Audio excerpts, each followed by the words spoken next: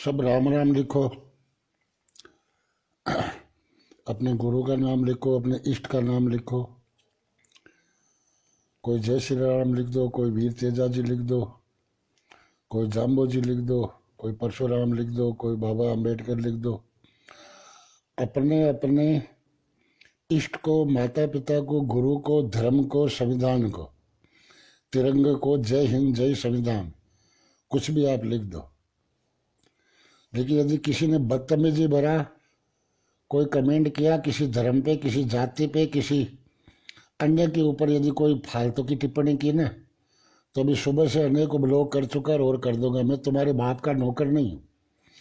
मैं एक सामाजिक कार्य करता हूँ, मैं एक संविधान को लेकर चलता हूँ, मैं सर्व समाज सर्व धर्म की इज्जत करता हूँ। मैं मंदिर मस्जिद गुरुद्वारे चर्च के अंदर मत्था टेकता हूँ, क्योंकि मैं एक सच्चा हिंदुस्तानी हूँ, क्योंकि मैं एक देशभक्त हूँ। मैं देश के टुकड़े करने वाले या देश के जाति और समाज और धर्म में बांटने वालों के सख्त खिलाफ हूँ। मैं न कोई हिंदू हूँ, न मुस्लिम हूँ, न राजपूत हूँ, न जाट हूँ, न और हूँ। मैं सिर्फ और सिर्फ एक हिंदुस्तानी हूँ और क्षत्रिय कुल और धर्म के अंदर पैदा हुआ हूँ। क्षत्रिय धर्म की परिभाषा क्या है और भारतीय संविधान के अंदर मेरे को क्या हक और अधिकार मिला हुआ है, मैं उसके ऊपर बात करूँगा।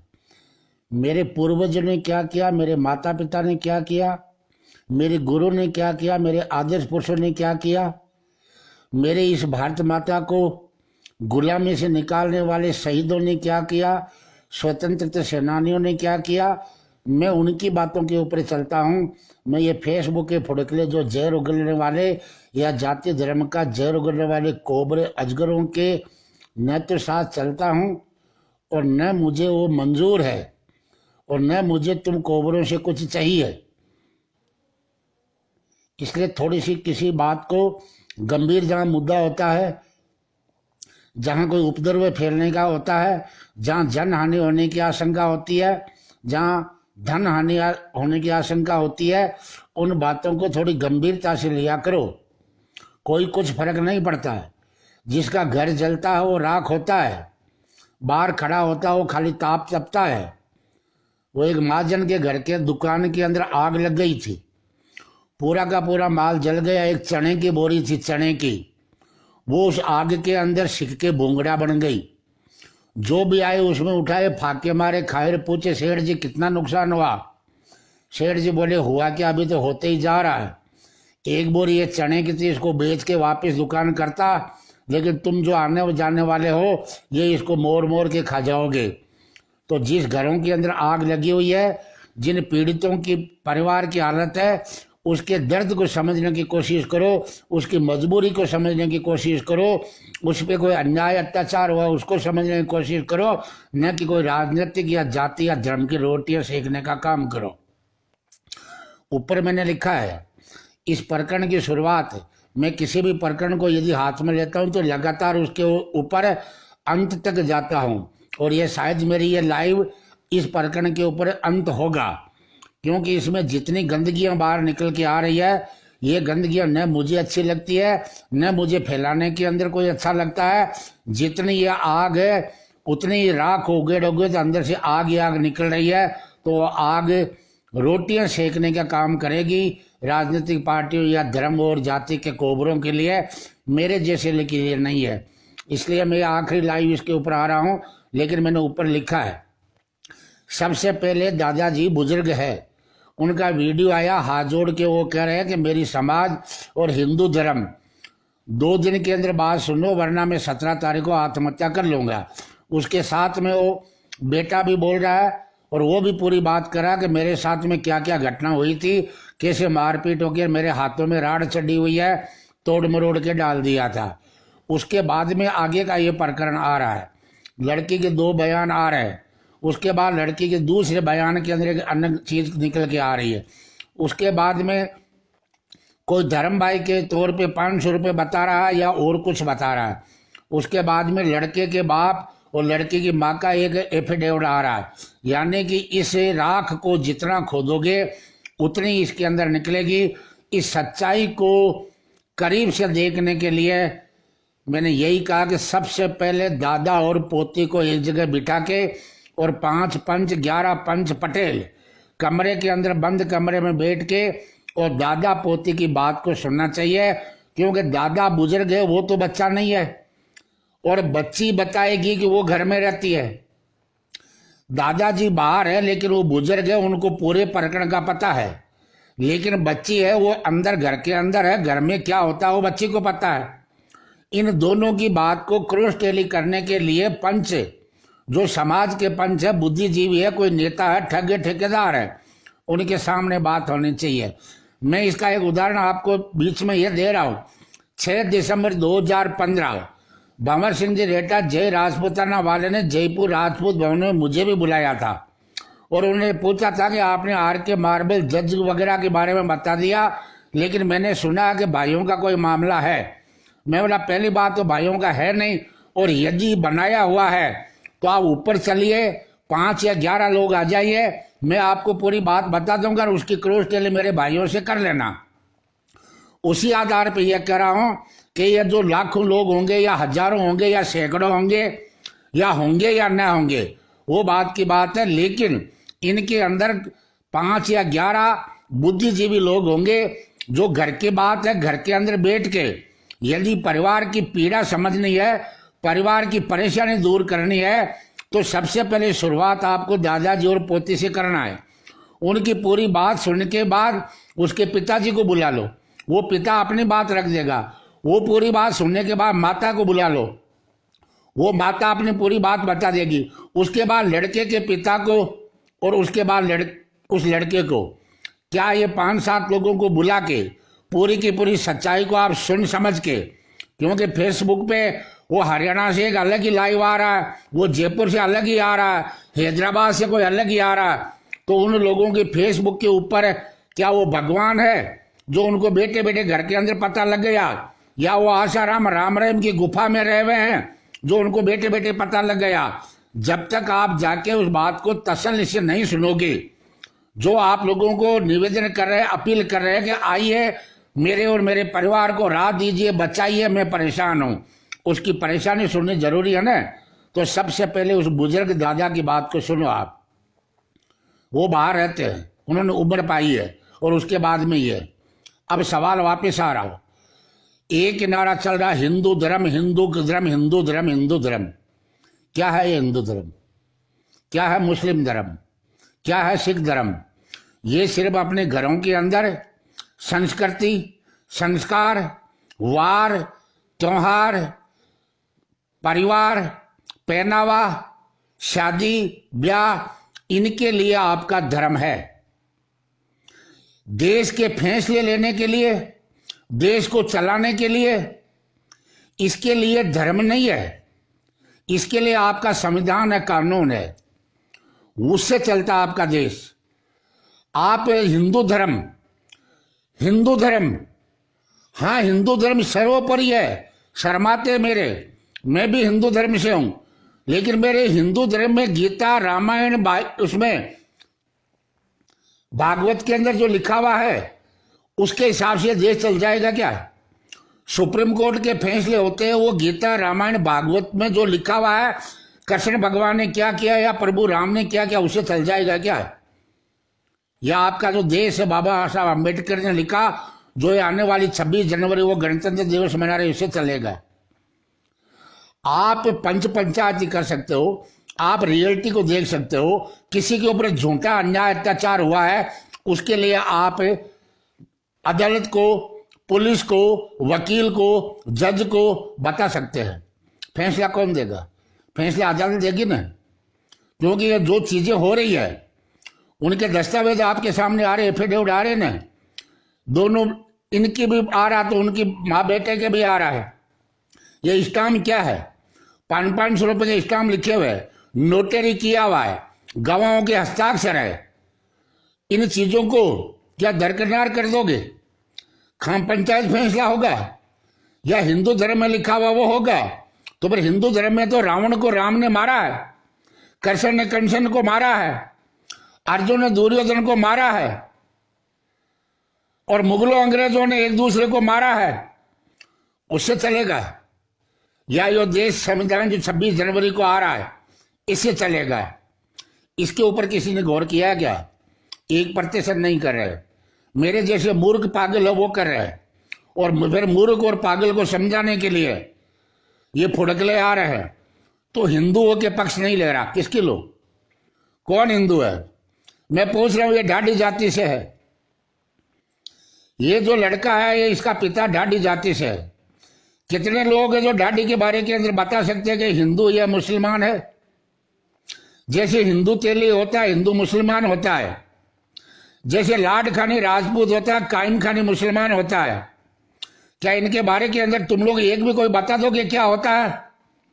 ढाडी का काम, असली काम क्या है? ये जो जैसलमेर के अंदर, बाड़मेर जैसलमेर के अंदर जो ये गाते हैं बजाते हैं, या मेरे गांव के अंदर भी जो शादी के अंदर गाने के लिए ढाडी आते हैं, वो मुस्लिम है या हिंदू है?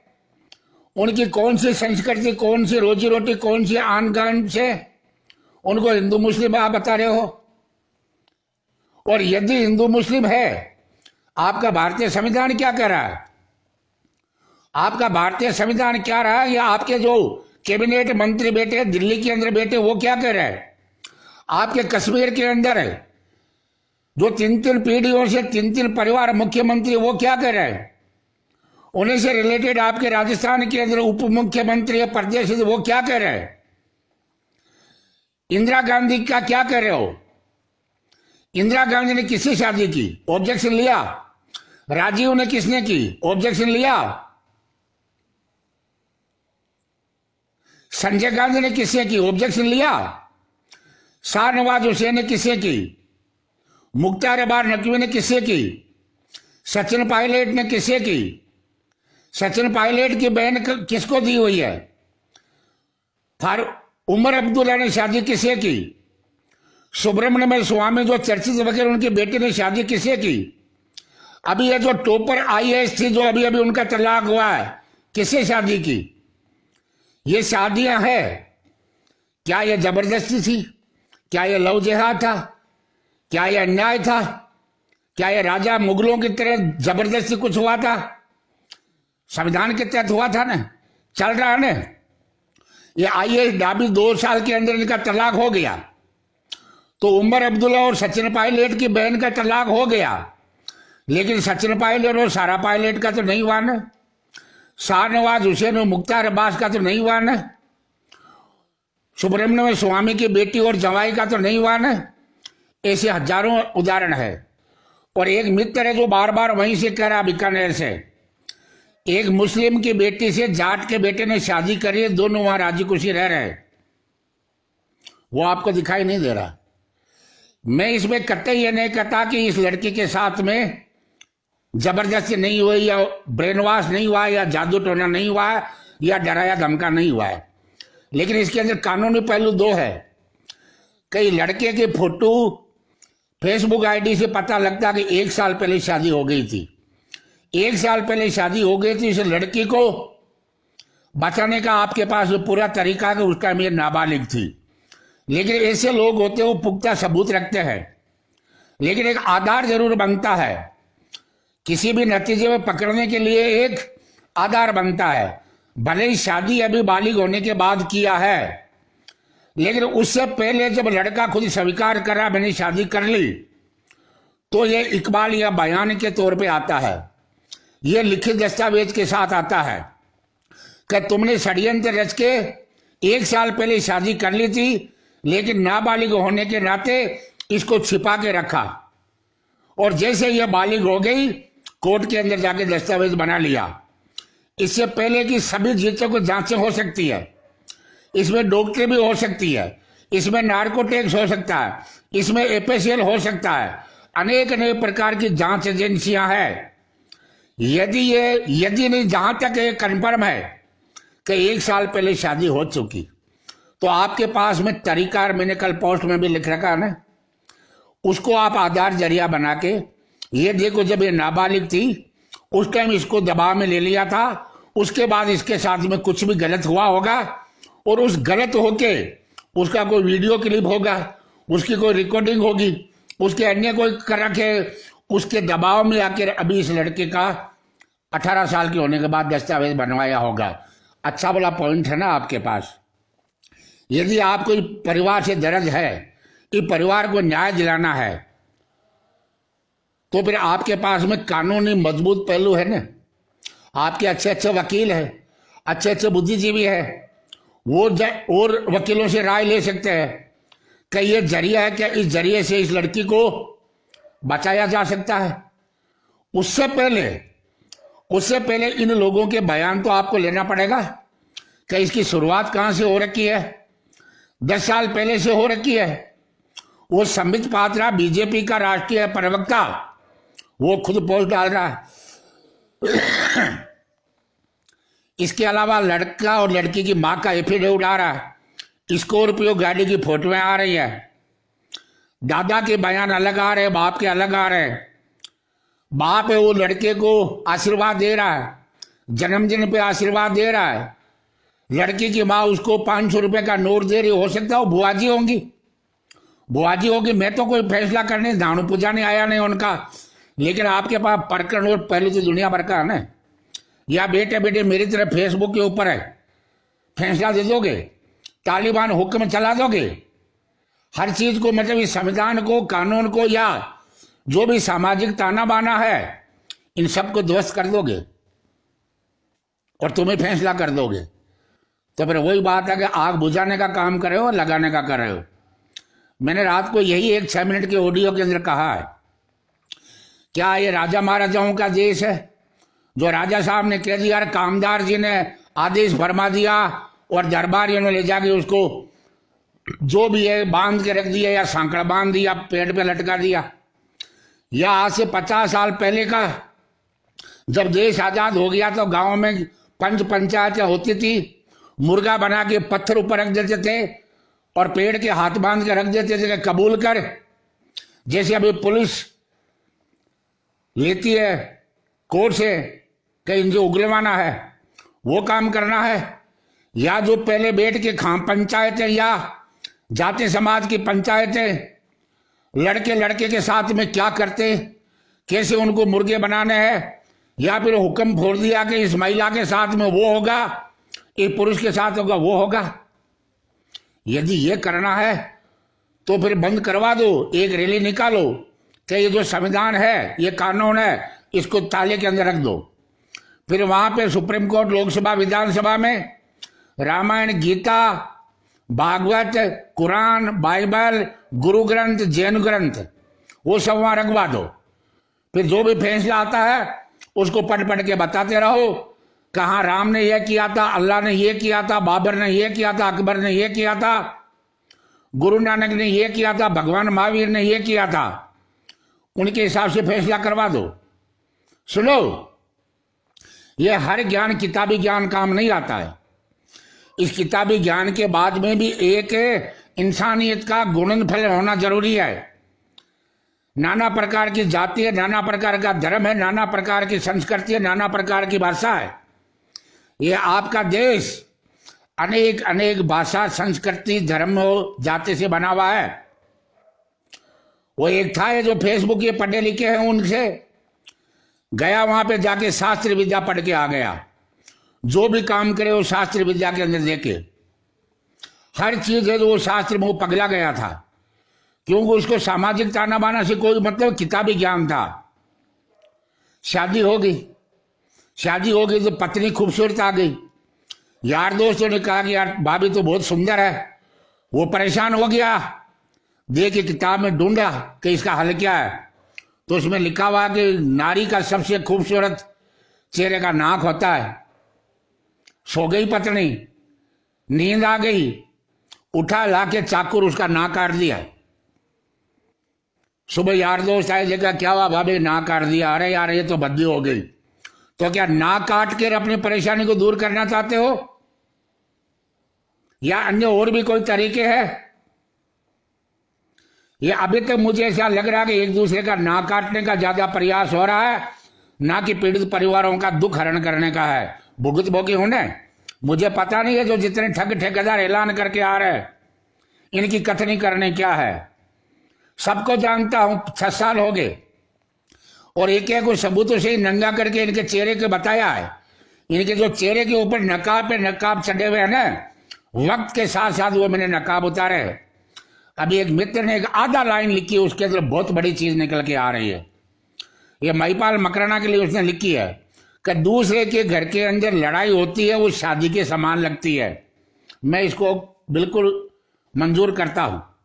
वो इसलिए करता हूं कि यह मामला बीकानेर में है। कल भी मैंने बताया कि राष्ट्रीय करणी सेना का प्रदेश से बीकानेर से कर्ण प्रताप सिंह सिसोदिया 13 अप्रैल 2018 को जो 3 साल होने जा रही है, यहां करणी माता का नाम लेके रघुकुली वचन देकर गया था कि पीरदान प्रकरण को हम देखेंगे, ये करणी सेना जांच दिलाएगी। 3 साल हो रहा है। किसने कहा था? महिपाल सिंह मकराना जो अभी आज आ रहे हैं, इन्हीं के प्रदेश अध्यक्ष है कर्ण प्रताप सिंह जी सिसोदिया, जिनको पूरे प्रकरण का पता और महिपाल मकराना को पता है। नंबर 2 महीने पहले चूरू रतनगढ़ के अंदर एक राजपूत समाज के नाबालिग बेटी का मुस्लिम समाज के लड़के ने अपहरण किया। अभी वो पोस्ट चल रही है महिपाल मकराना की। उस लड़की का वो नाम लिख रहा है, उस लड़की का नाम लिख रहा है।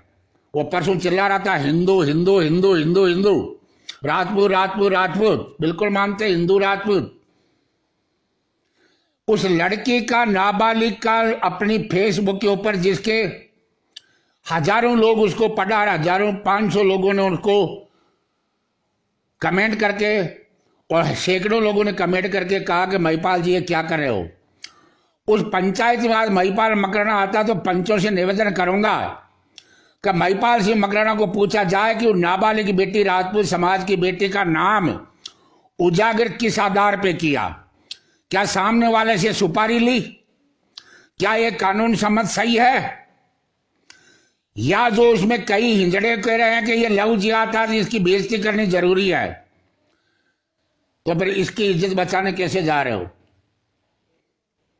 ये भी तो सहमति बता रही, 2 वीडियो आ गए। अभी तक कहीं नहीं आ रहा कि इसके साथ दुराचार अत्याचार जबरदस्ती हुई है। हाँ, नाबालिग थी, ब्रेन वॉश किया होगा, बैला या फुसका होगा, कोई कमजोरी पकड़ी होगी। लेकिन महिपाल मकराना से यह पूछा जाए कि अभी भी वो पोस्ट है, सैकड़ों बार लोगों ने कहने के बाद, तो वो सामने वाली मुस्लिम पार्टी से रुपया लिया, सुपारी ली, इस समाज की बेटी को बदनाम करने के लिए पैसा लिया? नहीं लिया तो उसकी वजह बताए कि मैंने इसको ऊपर नाम क्यों कर रखा है। और मैं बीकानेर के सभी पंचायतों से भी निवेदन करूंगा और विशेष करके कर्ण प्रताप सिंह सिसोदिया से पूछूंगा कि आप अपने राष्ट्रीय अध्यक्ष महिपाल सिंह मकराना से पूछे कि 2 महीने पहले आपने फेसबुक पे चूरू रतनगढ़ की राजपूत बेटी जो नाबालिग, उसका नाम उजागर कैसे कर रखा है, उसके पिता का भी नाम लिख रखा है, और वो फौजी है, वो फौज को भी सवाल खड़ा कर रहा है। इसकी असली कहानी क्या है? इसके ऊपर महिपाल सिंह मकराना या लोकेश सिंह कालवे को जवाब देना चाहिए। और यदि इसका जवाब नहीं दे पाते तो पराये घर के अंदर जाके फैसला करने का आपको अधिकार किसी ने नहीं दिया, अधिकृत नहीं है। आपके चंद चांडाल चौकड़ी मिला के राष्ट्रीय अध्यक्ष प्रदेश अध्यक्ष बना देते हैं। उसके बाद वही प्रदेश अध्यक्ष 3 शादी करता है, हिंदू मैरिज एक्ट का अवहेलना करता है, खुले आम वो कहता है कि मेरी पहली पत्नी जाट है, दूसरी राजपूत है, तीसरी तो अपने आप कह रही है। जो प्रदेश अध्यक्ष आपके बने जाते हैं, करणी सेना के बने जाते हैं, कालवी साहब बनाए जाते हैं, वो 3 शादियां करके इस समाज को क्या संदेश दे रहे हैं? 3 शादियां करने की क्यों जरूरत पड़ी? 3 शादियां क्या हिंदू मैरिज एक्ट के अंदर अलाउ है?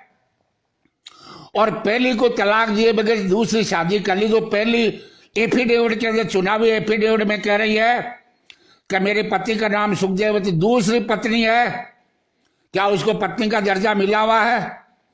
तीसरी है जिसके ऊपर रेप का आरोप उसने लगाया था, वो वहां पे शादी कर रही है, कुंड के अंदर फेरे ले रही है, माला पहना रहा है। क्या ये आप लोगों मैरिज एक्ट के अंदर ही आपको छूट है? मैं ये पूछ रहा हूं कि आजाद देश है या गुलाम है? यह देश में राजतंत्र है या लोकतंत्र है? यदि राजा महाराजाओं, नवाब, मुगलों की बातें करते हो तब तो ये स्वीकार करो कि यह देश अभी भी गुलाम है।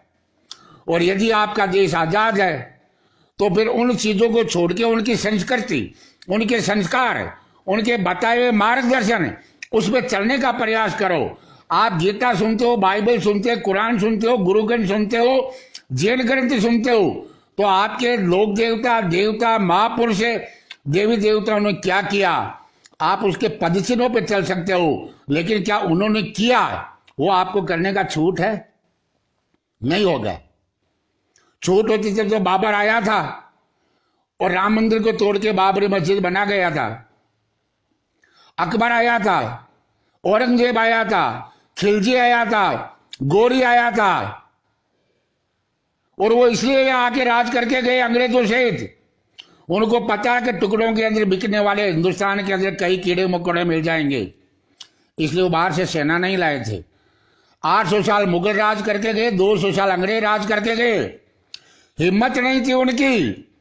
यदि हिंदुस्तानी बिकाऊ, ये जो मैंने ऊपर लिखा है कि दारू, मुर्गी, मैकडोल में बिकने वाले, ये सवाब, कबाब, अयासी में बिकने वाले ये हिंजड़े, यदि धरती की इस माटी के गद्दार नहीं होते तो मुगल 800 साल, अंग्रेज 200 साल नहीं रहते।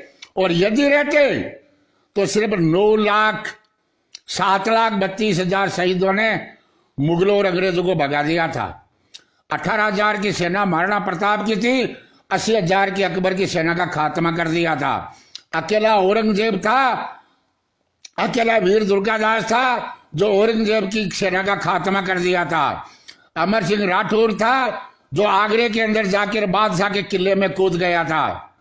अकेला हकीम खान था जो प्रताप के साथ खड़ा होके और अकबर की सेना से सामना कर रहा था। अकेला राणा पूंजा था जो अपनी भील सेना को लेके और मुगलों के छक्के छुड़ा दिए थे। अकेला महाराजा सूरजमल था जो अजय योद्धा के तौर के ऊपर मुगलों और अंग्रेजों से खुलेआम भिड़ा था। जिनको जरूरत पड़ी थी, चाहे मराठा थे, चाहे गुजराती थे, उनको शरण दी थी। ये इतिहास नहीं पढ़ा आप लोगों ने, ये इतिहास आपने नहीं पढ़ा। एक दूसरे को काटने का करोगे, एक दूसरे के धर्म पे करोगे। वो देवता उस जाति का, वो लोक देवता इस जाति का, वो राजा उस जाति का, वो महाराजा उस जाति का है। ये जो इसके अंदर कीड़े मकोड़े हैं ना, ये जातिवाद के जहर घोलने वाले कोबरे हैं ना, इन्हीं में अनेक लिख जाए जो महाराणा प्रताप को बुरा बताते हैं। इन्हीं में अनेक मिल जाएंगे जो महाराजा सूरजमल को बुरा बताते हैं। इन्हीं में मिल जाएंगे वो तेजाजी को जाट बताते हैं। इसी में मिल जाएंगे जो तेजाजी को राजपूत बताते हैं। तुम्हें क्या लेना है? भारत का प्रधानमंत्री मोदी है, क्या वो छत्तीस जात छत्तीस धर्म का नहीं है? भारत के राष्ट्रपति जो कोविंद है, क्या वो छत्तीस जात छत्तीस धर्म के नहीं है? ठीक उसी प्रकार आपके देवता, लोक देवता, महापुरुष सभी के नहीं है। राजा की जात नहीं होती, राजा का पद होता है। वैसे ही सांसद हो, एमएलए हो या पार्षद हो या वार्ड पंच हो, उसकी जात नहीं होती, उसका पद होता है। वो पद ही तो आपकी स्वतंत्रता है, वो पद ही तो आपकी आजादी है, वो पद ही तो आपका संविधान है। उस पद की पूजा होती है, न कि किसी इंसान की होती है। और उस पद की मान्यता होती है, न कि किसी इंसान की। इंसान की कब होती थी? जब राजाओं का राज था, राजतंत्र था, मुगलों का राज था, अंग्रेजों का राज था, तब इंसान की पूजा होती थी। आज पद की पूजा होती है। तो आप पदों की पूजा करो तो आपको हर चीज मिलने का रहेगा। और यदि आप अपने आप को हिटलर साइज दिखाओगे तो फिर मारे जाओगे। मारे गए हैं, अनेक अनेक मारे गए हैं। कानून हाथ में लोगे तो मार दिए जाओगे, क्योंकि गोरे अंग्रेजों और काले अंग्रेजों में कोई फर्क नहीं है। और इतना इजी होता तो देख लो, दिल्ली के अंदर आज क्या हाल हुआ, कितने लोग शहीद हो गए, किसान कितने दिन हो गए, तारीख पे तारीख मिल रही है। लेकिन उनकी जीत एक ही जगह है कि वो किसान कानून हाथ में नहीं ले रहे, वो शहादत दे रहे, वो भूख से मर रहे, वो ठंड से तड़प रहे हैं। उनकी मांग कितनी सही है, कितनी गलत है, वो नो मीटिंग से पता लग जाता कि सरकार के पसीने छूटे हुए हैं। लेकिन वो ठंडे दिमाग से, एक गांव का, मेरे गांव का छोटा सा किस्सा सुना रहा हूं आपको। लक्ष्मण राम जी जाट बाना और मंगेश सिंह जी मेड़तिया राठौर, दोनों के खेत पास पास में थे। मंगेश सिंह जी थोड़े भोले पड़ते थे, तो दोनों का आन जान खेत में एक ही था। यानी लक्ष्मण राम जी बाना मंगेश सिंह जी खेत में आकर वापिस आपके खेत में घुस जाए। मंगेश सिंह जी बाबू साहब को किसी ने बहका दिया कि ये जो जाट तेरे खेत में आ रहे हैं ना, तो ये तेरी जो फसल उगती है उसको बंद कर दे, इसको रोकना है। बोला ठीक है, लठ लेके चले गए। जैसे वो लक्ष्मण राम जी बाना आए तो बोला कि नहीं जाने दूंगा, आगे मेरी फसल बर्बाद हो रही है। तो बोले ठीक है ठाकुर साहब, वापिस चला जाता हूँ। बोला पाछो जा। क्यों जी पाछो जाऊं तो मारा पगाऊं फसल तो दे भी, तो मैंने आगे जा बाजो जो पर मारी आवड़ी में जाते रहो। क्यों नहीं चलो। दूसरे दिन ठाकुर साहब आ रहे हैं, क्योंकि ठाकुर साहब से पहले लक्ष्मण जी बाना के खेत में आना था।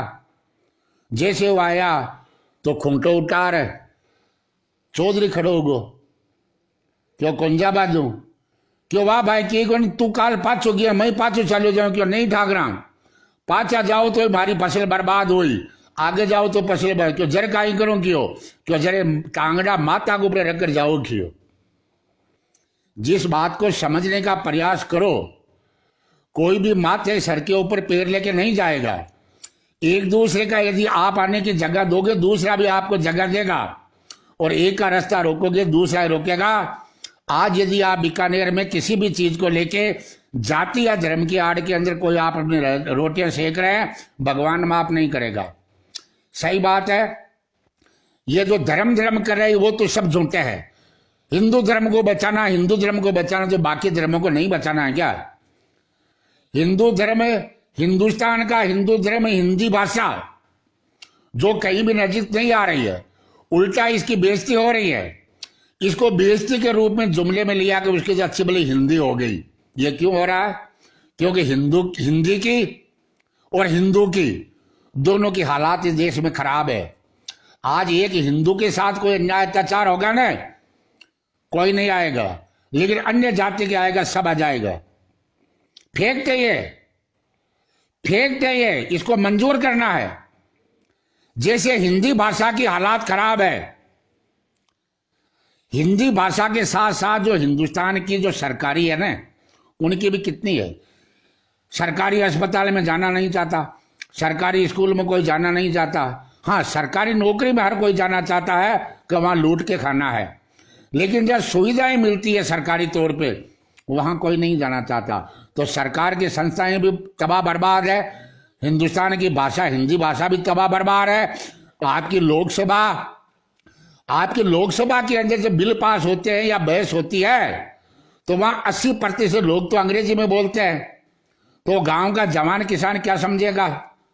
बड़ी ताज्जुब की बात है, आपके भारत का प्रधानमंत्री HD देवगौड़ा बने थे, उनको हिंदी बोलना नहीं आता था। ये क्या दुर्भाग्य नहीं है? लेकिन ये संविधान के अंदर उसको इजाजत मिली हुई है, तो फिर मांगना तो पड़ेगा। अनेक चीजें संविधान के अंदर जरूरी नहीं है कि वो सही है, उसे अनेक जाति और धर्म के लोगों को बहुत नुकसान हुआ है, लेकिन मानना तो पड़ेगा। फिर एक गांव की बात कर देता हूं।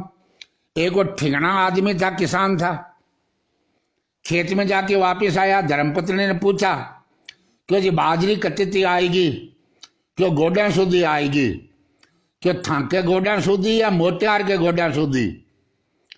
बोला कि मैं मोटियार को नहीं की। क्यों नहीं, मारा भागने से मोटियार ही हो, लेकिन मोटियार अलग हुआ करे, 6 फुट को हुए थे तो 3.5 फुट का हो।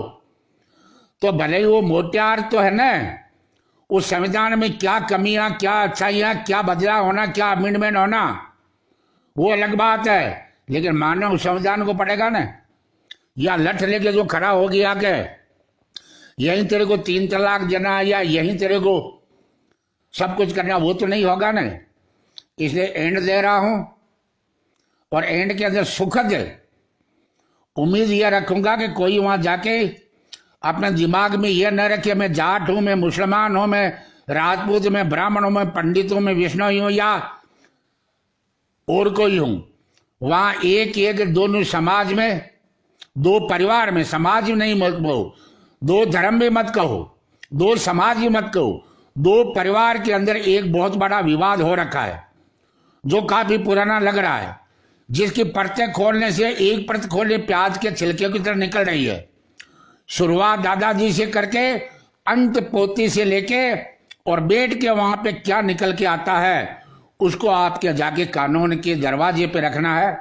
फैसला कानून को करने देना है, न कि खाम पंचायत को, न कि कोई ठाकुर साहब को, न कि कोई चौधरी साहब को, न कि कोई मौलवी साहब को। ये देश संविधान से चलता है, कानून से चलता है। सामाजिक ताना बाना बनाए रखो। हिंदू मुस्लिम सिख ईसाई भाई भाई है।